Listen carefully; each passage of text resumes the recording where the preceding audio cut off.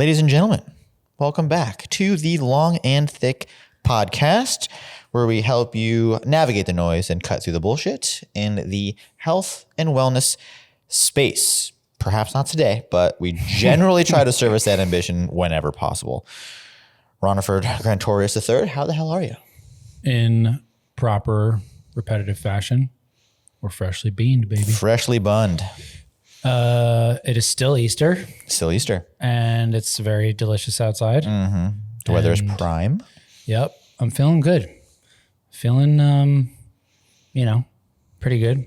I did share with Daniel, I have some knee funk going on, and I know neither him nor I are allowed to have any ailments that are physical. Absolutely not. So we only fix them, but we're failures otherwise. yeah, so I'm just a fucking fraud. So how are you? Well, we can hang it up now. So it's been a good run. Yeah, well, just like last time. Yeah, I am delightful. It's, again, beautiful weather outside. I love that we get to do this.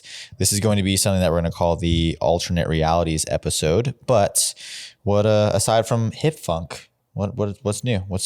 Give me something good. Something good. Let's see. I got a pretty sick card the other day, found for a good price. When he says this, he means Pokemon card. He is an avid collector and investor. Yeah. Thank you. I, many episodes back, talked about this one bird. Do you know who Latios is? It's like a blue. Past my time. I was a. You were just red? Red and blue only. Okay.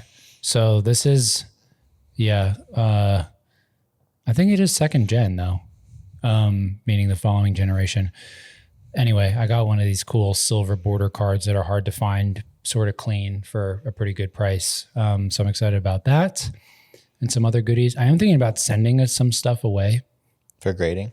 Yeah, there's some interesting PSA scandals that have been going on. Oh. They have been taking cards, grading them a 9, and the price disparity between something that gets a 9 versus a 10 can be several $1,000s, if not like $30,000 to $40,000. Whoa. And so sometimes they'll take a card that is a 10 quality, tell the person that sent it in, yeah, we're calling it a 9. Do you want to buy it, or do you want to sell it to us? And they'll buy it, and then they'll sell it as a 10. Crap. I mean, no surprise in today's world, but that's crap. Yeah. So there's another company called Tag that uses like an AI software to grade as opposed to human graders. That a lot of people will say like the joke is what was the mood of like the grader that you got that day? Like, and so I'll probably do that because I also don't want to buy into that same bullshit, but it's just one of those industry things. What's new in thy world? Yeah, just getting back into working out myself. I think I have another lift that I'll try to approach this evening. Nice. So definitely was sore after my first one back. And you hit a run? Hit it, yeah, a little run. Little runsy. Tiny run for me, which is seldom in the course of my life, but we're trying to get back there in the interest of health, longevity, cardio. I know. Sorry, folks. It's a non-negotiable. Yeah. So I'm trying to be better in my older age. I'm about to turn 39. Yep. And in just a matter of hours, we're true. Well, technically when this airs, you'll have been behind us a couple hours. Yeah. When this comes, no, it'll be a week for thinking about it. Oh, true. Yeah. We can't. Yeah, we don't even know our own release schedule. But either way, that's fine. I'm turning old soon. No. But yeah, so everything's great. I'm excited to get some film scans back from my Patagonia trip. Oh, that's right. So that's exciting. Hopefully the camera that I had that froze solid on the mountain was still able to function properly post thawing out. It seemed like it did. Does it work now? Oh, for sure. Okay. Yeah. The only thing that could have been an issue is the lubricant may have like gotten too thick on the shutter, which may have slowed it down. Oh. This particular film camera does have a very fast shutter for what it is. So even still, you got to just Yeah. Give her one of those. And one of those little things. So hopefully it doesn't need to be CLA'd, which is like a full like reset and maintenance on it. Because you just got this, no? Prior to departure? No. I've had this camera for a year or two now. Oh, but didn't you get a? I got a little point and shoot guy. Gotcha. That's seemingly working well as well. So sick. Either way, alternate realities. Yeah, explain the fun that is ahead of us here. This is also a fucking freshly hatched idea that the second he said this, I was like, yes, this is going to be good. So, looking at where our timeline may have changed, whether it be halfway through our lives, very early in our lives, different career paths or imagined outcomes in our life, what were they?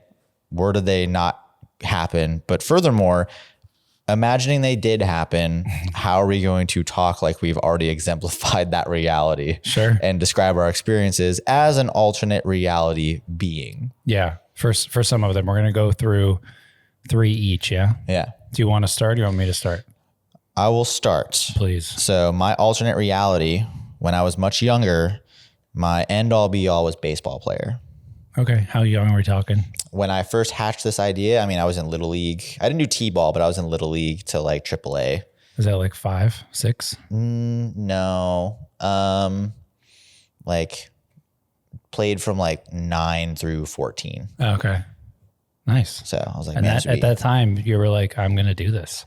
I think it was more like it would be cool to do this, but at that time in my small little physical stature, I'm like, the other point was I didn't want it enough at the time to really go through with it, because even then there were kids that were like lifers with their dads, and I'm like, oh, like they had started at like 2. Correct. So I was like, I kind of don't have it like that, and maybe I don't even want it like that. But well, let's imagine like you did. I mean, it's great playing Major League Ball right now, I will say. Yeah. It's pretty awesome. Yeah. Okay. So my head is got twice the size from steroid use in the 90s.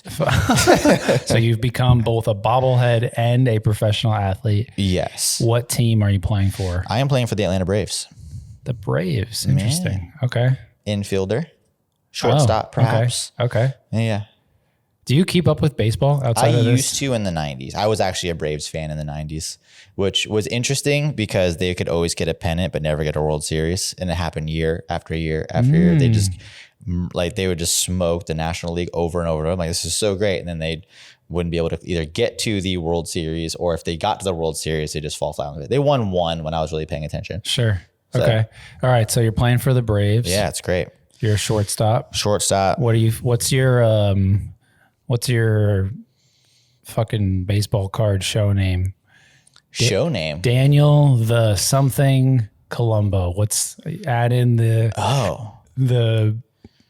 random bit. Oh, Daniel the Brick House Colombo, obviously. The Brick House. Yeah. Okay. Yeah. Okay. Yeah, I have thighs of steel. Yep. I'm sitting at a hot like 240 pounds, walking around. Shoo. Big bat, big slugger. Damn. 425. Batting average. Damn. Just crushing it. Okay. I'm going for an MVP this year. Yeah. It's really great. Damn. All right. So you're still playing now. I mean, I think I got a good 2 or 3 years left. Wow. All right. And after retirement, what will you do with all of your bazillion dollars? Well, I have a bit of a gambling problem. So I have my house. Do you have kids? House. And are you married? No, neither of that. No one can stand me for that long. But the house that I purchased for my parents, it may go into foreclosure because I just can't curb my betting habits too much. But I can still hit a homer like the best of them. So what are we gambling on? Horses. Horses and geopolitical trappings. I bet on wars. So. Oh my God.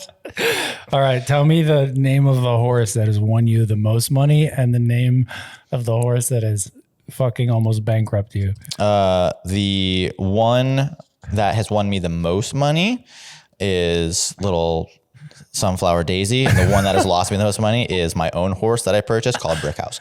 Brick House. Fuck yeah. All right. And that is the alternate reality of baseball. Nice. That's fun. Yeah. What about you? Alternate reality number 1. We'll pick, as a very little kid, I wanted to become a cement truck. Not driver. The driver. I wanted to be the truck. I remember vividly blowing out candles. Make a wish. All right. Are you sure I can make a wish? They're like, yeah, make a wish. I wish I become a cement truck. All right. So my first question here is, how would this be personified physically, in the sense of, are you just the truck and you have this like internalized sentient thought? Or do you have like a face on the front of your truck, like Thomas the Tank Engine, No, I am just like a regular ass looking truck, but with thoughts? but I have a soul, and I am me Okay. in a truck. Okay. And are you at the whim of a driver and a construction worker, or do you let them think they're in control, but secretly you're in control? It's definitely that. Okay. Initially, when I first started becoming a truck, I had to, earn my keep. And so, I had to prove my worth, and it was tough. Yeah.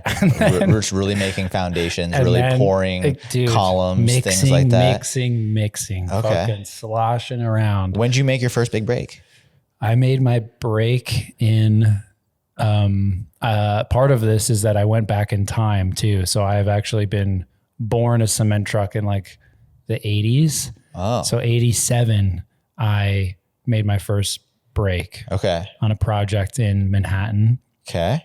I left. I drove away. Oh. Yeah. You had to walk off the project? The first Waymo ever fucking seen was a cement truck, and it was me. So the Brooklyn Roller, I was called. I made it through Manhattan all the way down to Brooklyn. All right. I was going to try to drive into the water. Are we still actively pursuing construction, or have you retired from cement pouring and mixing? Yeah, it takes its toll. Okay. Much like the human side of it, mixing cement and doing all that. Yeah, you get too crusty. Okay. Yeah, they call it you got crusted, and so. So how do you spend your days nowadays? Have you lightened the load? Do you still have the cylinder on the back? I've been crushed in a junkyard and put into a tiny cube. Okay. Can you still move as said cube? No, as a shitty tumbleweed? I'm just fucking crushed. Okay. So very meditative. What conclusions have you drawn since being completely stasis and... Yeah, there's no better life than being a cement truck. Okay. So do you lament the current situation of being a cube? Do you wish you could go back to be a cement truck?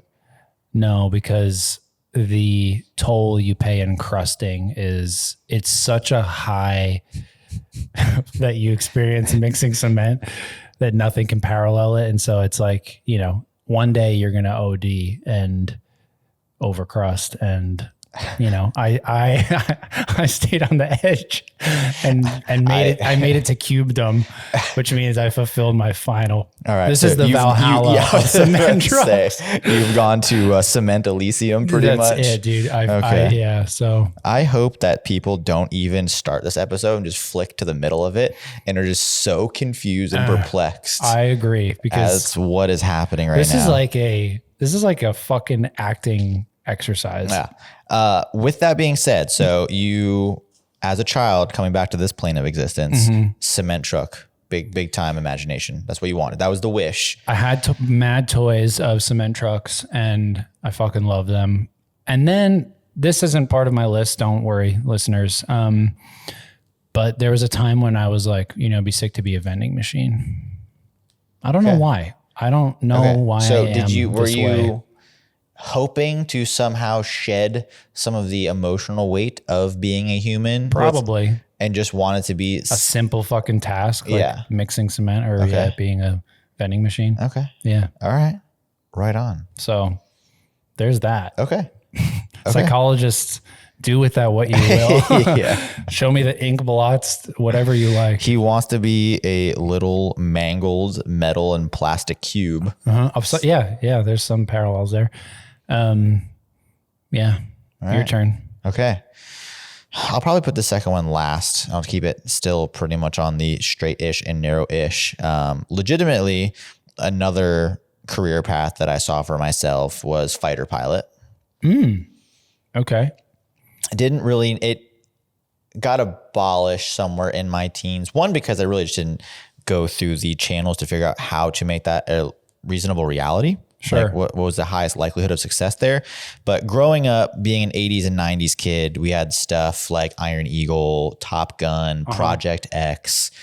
There was even a weird indie film called Daryl, where this almost AI implanted youth like learns too much and tries to like break out from his handlers and winds up like stealing an SR-71 Blackbird. Oh, so very all cool of plane. that, yeah, it was just like, man, it just made it feel like fighter pilots were like the coolest shit. I mean, And I mean, they are. yeah. Yeah. You're And like a space ranger. right. Yeah. And you technically get to do way more cool stuff than just like float around in space. True. So that was neat for me. Okay. We'll take these in the less hypothetical and more, especially because this sounds like there was some viability to it.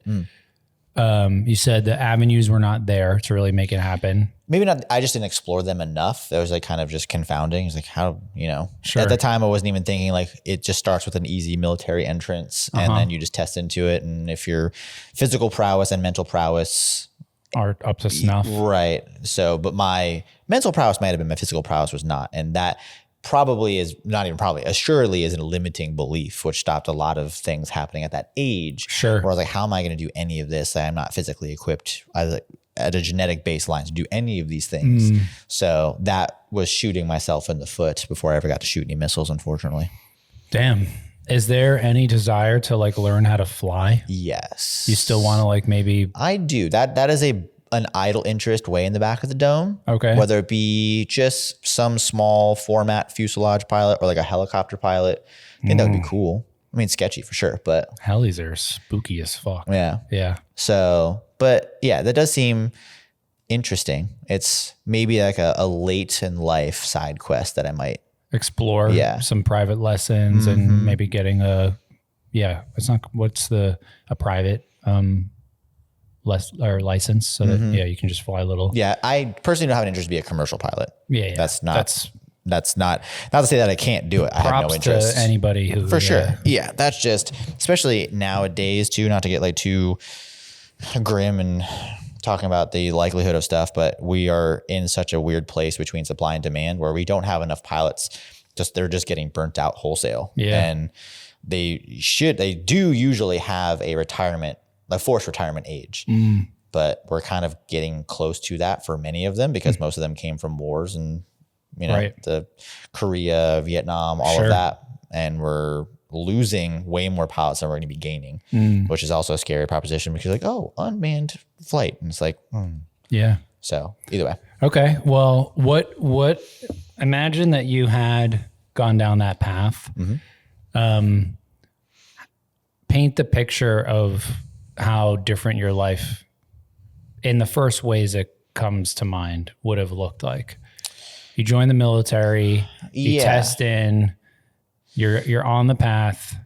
I think the first thing too would have just been better structure earlier in my life because my life was pretty wayward from teens and early 20s and even beyond with music, which I don't regret in the slightest, but it is a completely unstructured, fluid existence where I think there's something in me that actually appreciates that level of structure, routine, and not just some autonomy, but I had a complete autonomy, which is a blessing and a curse in a way. So that would be the first starting point. And then just it's more so, I think, idolizing as boys, just the heavy equipment, just being able to control this crazy thing. And as boys as well, like militarization, and we play video games and it's fascinating how that shit gets impregnated for sure young. And you're like, there's this valor, which is very real, and beauty and honor to all these things. But it's also like, wait a second. Why have all of us at some point wanted to be the most violent, menacing version of ourselves? It's like, and that's the thing too, is even then, like the difference, there's no difference actually. From then to now, there is no difference between, I like the idea of being able to like push my body and an airframe to its limits and blow stuff up, with the exception is like stuff, not people.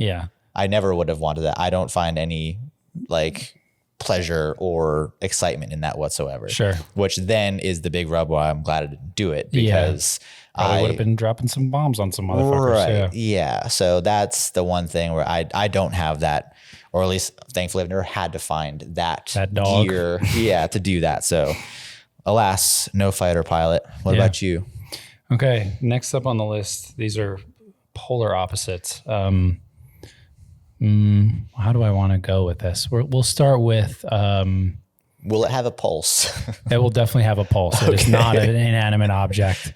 I wanted very much so to like get involved in crime. Oh, yeah. A little vagrant, a little hoodlum. Yeah. So how organized and how big are we talking? I had petty or big time? I had a like deep obsession with like the mafia. Oh. And this admiration for, probably looking back at it, some of the structural component, the hierarchy. Yeah. And the idea of like moving up, and the more willing you were to succumb to the intensities of the demand, like, hey, kill this person now, and then you get bumped up kind of deal, and earn that like level of trust with people in a way that is very damning. So just first instinct, did you see yourself as like, obviously no one wants to be as low as like errand boy, but hitman, consigliere? Did you want to be the boss? Like, what did you see as like the prime position for you? Sure. Yeah. Less of a boss, not like my own, militia, but probably somewhere in the upper management. Okay. Yeah. A trusted, you're a made person man. to the boss kind of vibe. Some responsibility, but not all the responsibility. Yeah. Feared, respected. Yep. Okay. Yeah. Give me a day in the life. A day in the life, from wake to sleep. Well, if you sleep. Here's the conundrum, is that a lot of these things, especially if it's like actual true like Italian mob, I'm not Italian like at all, so that's fucked. There's not like is there a Germanic mafia? Yeah. Okay. Yeah. Less cool. Oh. I think in terms of the movie side, Yakuza and Italian mob are like, yeah, dude, there's something badass about this. Sure. Yeah.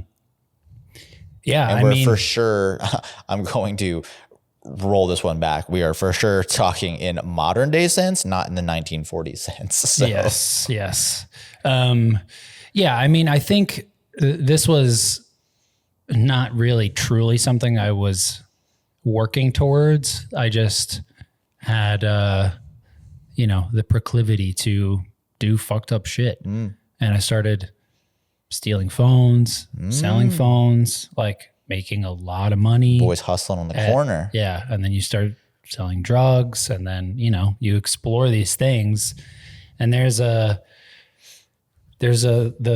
ugly side of my limited experience in this is the paranoia that always I think thinking someone's watching out to get you or and take your, something. And, or that like, especially nowadays, I don't know how anybody does anything, because allegedly everyone knows everything all the time. Right. Allegedly. But it's like, how the fuck, you're going to fucking go in the door of these motherfuckers on the list? Probably not. But, yet you can look at a picture and find like somebody's like corpse from 10 years ago. If you zoom in and see the follicle, and I'm like, how the fuck make these things make sense? Right. But you can't find me if I hit and run. Like, what do you mean? Yeah, I know. Like where's the resources going? I think that, there was always that dark sided appreciation, and the how do I say this without sounding like completely sociopathic? I don't know that I can, so I'm just gonna let it flow. Okay. My dad would always say to me, and this is true because he's witnessed this, you have a willingness to hurt somebody. Oh. Like saying that as a blank statement to anybody, or you in particular? Me in particular, like observationally. He's like, you will do something. Like, many people are like, oh, I'm gonna fucking see red and I'll kill you. Yeah. Like, no. Yeah. I'll probably do the thing. If I kept engaging in that type of, cycle, I'm glad I didn't. I'm very, very, very glad that I stepped for sure farther and farther away from that kind of stuff, because it was sort of heading there. Obviously, I wouldn't have been a crime lord, but like I would have been a fucking... You'd have filed in somewhere. Yeah, yeah. And so, yeah, I'm glad that shit did not happen. Same. Yeah. Yeah. It would be the long and the clink for you. Yeah, fucking in chains through the visitation wall. So yeah, We'd probably craziness. still find a way to podcast from either sides of observation or visitation. Yeah, I know. The paths would not have crossed, but here we are. They probably would have. I'd be a different human. True. I'd be on like cell block C or something. After you got kicked out of the Air Force? Yeah. For stealing the plane? Yeah, for sure. There you go. Perfect. There you go. Riddle solved. So my last kind of leans more toward your first. Loved a good fantasy, loved a good mythology. If I could be anything else, it would have been a dragon. Oh. One of the most hardcore probably the most hardcore of mythological creatures, in my opinion. Yeah. Lycans, werewolves, vampires, they can all suck it and piss off. They're silly little manifestations of creativity, in my opinion, but a dragon is paramount to me. All right. So there are many kinds of dragons. Yeah. There's the little like slithery motherfuckers that are almost like small flying lizards. Like compies from Jurassic Park? No. Yeah. We're talking about big fire breathing, Like European lore, big daddy sons of bitches. Yeah. Not the flying super long serpentine Asian versions, albeit cool. Yeah. But just big, large. Yeah. Fire For sure. Okay. I've imagined what a different type of breath or beam would be like, but we're going classic. Okay. Traditional fire. Yeah. Big, scaly. What color? What's our color mix? Are you monochrome? I would say like a little brownish, greenish. Okay. With in the right light? Huh? In the right light? Yeah. And then probably like some red in the wings and like the actual skin of the wings as well. Yeah. Okay. So are you in Europe? We're in some fantasy countryside, if you will. Akin to... Yeah, something like Europe. Sure. But the occasional terrorizing of towns, respect is earned, not given. So you got to burn some thatch roof cottages here and there. Scoop some fuckers up. Yeah. Grab the cow. It's better to scare the gold out of them than have to go forge it myself. True. So I found, a couple burned bodies here and there. There's plenty of gold to sleep on. Okay. Where was your first dragon exposure from? So some like just fantasy books as a kid, but also too the big one was Magic the Gathering. Okay. So much like you were talking about collecting Snorlaxes, I used to collect dragons of every print and ilk throughout all of the sets. Is there like multiple dragons, or is there like a character?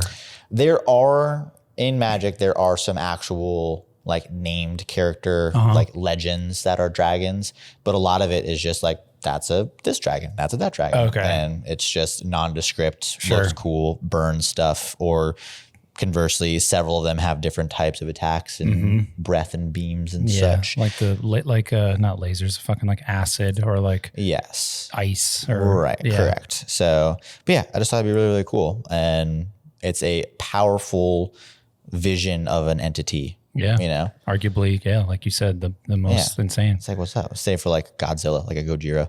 I mean, same vibe though. Same vibe. Just fucking walking. So it's funny because mine is also not a dragon. Imagine I was like, my last one's dragons. Oh!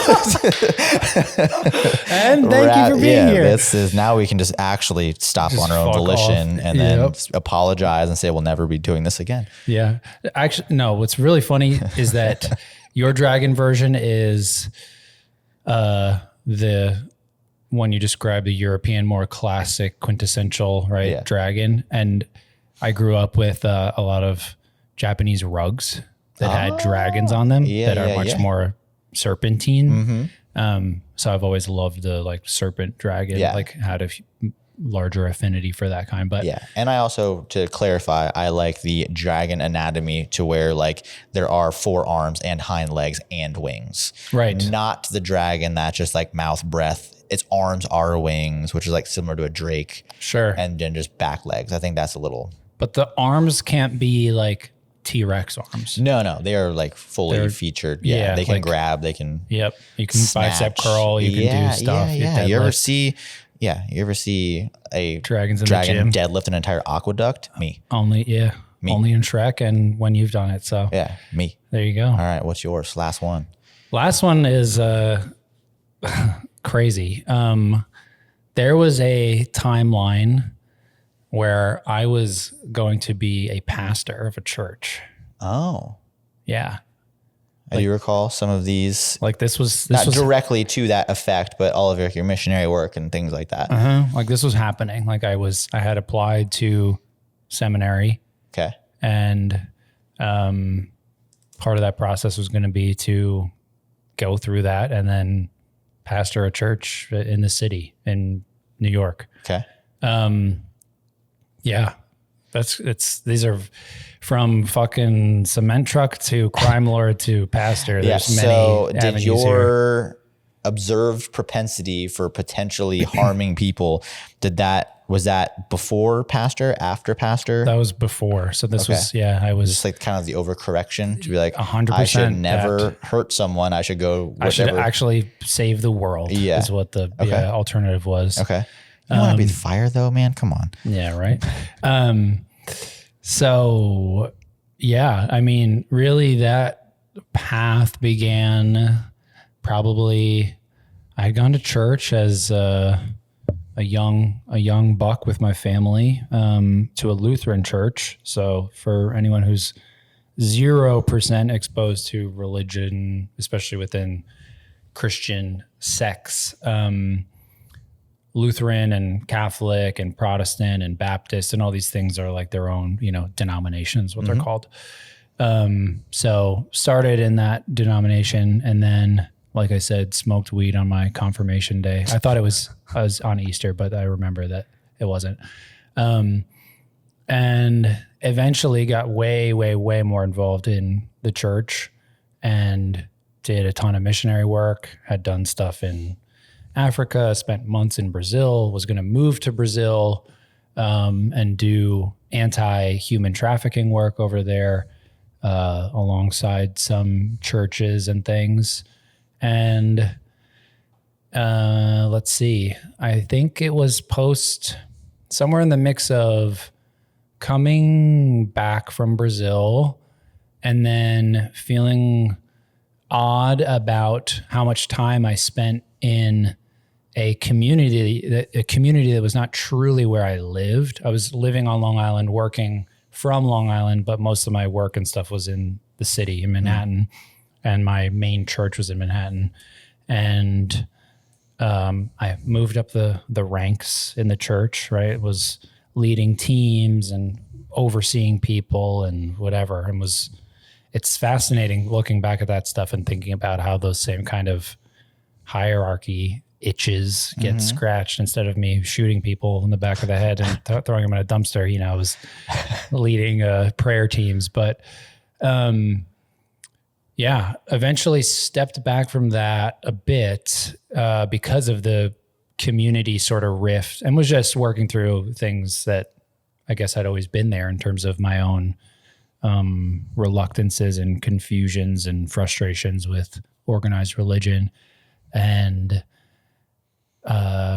eventually stepped back enough that now I am very deconstructed in my faith, and that is an impossible outcome. But it's fascinating to think there was a time when I was going to that was my whole MO. And it would have looked like moving into the city, going to seminary, going to all that stuff, becoming a pastor, running a church or starting a new plant somewhere in Manhattan, probably starting a family very soon after or alongside it, and, fulfilling the mission of spreading the word and making spawns of myself. So also very glad that did not happen, because it was just unsincere version of myself or insincere version of myself. So Fair enough. yeah, would have been a wild ride. Sure. I mean, you would have made the best of it either way. Yeah, I mean, it's crazy to think about. I sat down with somebody recently who also has a history of having been heavily involved in church and all of the things that intertwine that. And now, her and her husband, I don't know the last time they went, 2019, 2016, something like that. But Nashville is particularly interesting in this kind of environment because it is so church forward, right? Culturally. And there's many people that I run into that have gone through that extreme tick up and then been like, wait a second, I don't know about this, and stepped away. So yeah. Right on. Pinteresting. Interesting indeed. Interesting times, from dragons to pastors to crime lords and cement trucks. Dude, we need a fucking t-shirt with all of those characters. Yes. And war fighters, right? And the pilot. We can't forget the pilot. Anything left? What were other contenders?